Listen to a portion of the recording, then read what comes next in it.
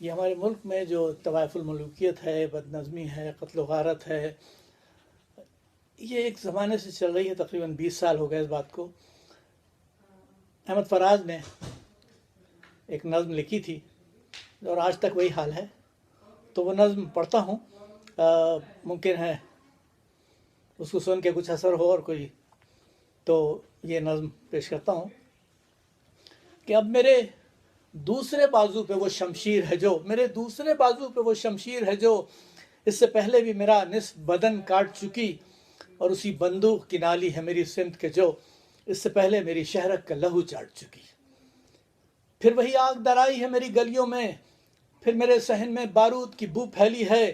پھر سے تو کون ہے میں کون ہوں آپس میں سوال، پھر وہی سوچ میانے منو تو پھیلی ہے.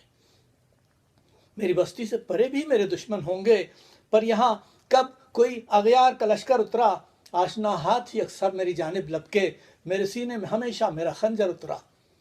پھر وہی خوف کی دیوار تذبذب کی فضا، وہی خوف کی دیوار تذبذب کی فضا، پھر ہوئی عام وہی اہل ریا کی باتیں، نعرہ حب وطن مارے تجارت کی طرح، جن سے ارزاں کی طرح دین خدا کی باتیں.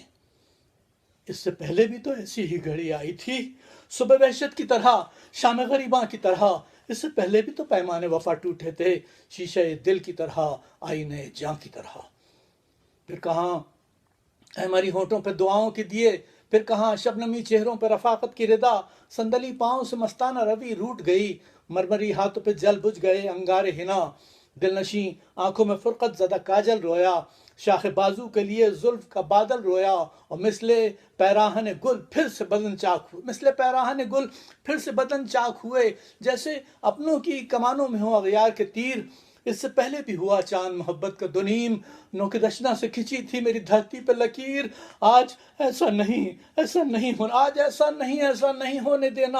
اے میرے سوختہ جانوں، میرے پیارے لوگوں، اب کہ اگر زلزلے آئے تو قیامت ہوگی. میرے دلگیر، میرے درد کے مارے لوگوں، کسی غاصب، کسی ظالم، کسی قاتل کے لیے خود کو تقسیم نہ کرنا میرے سارے لوگوں، خود کو تقسیم نہ کرنا میرے پیارے لوگوں.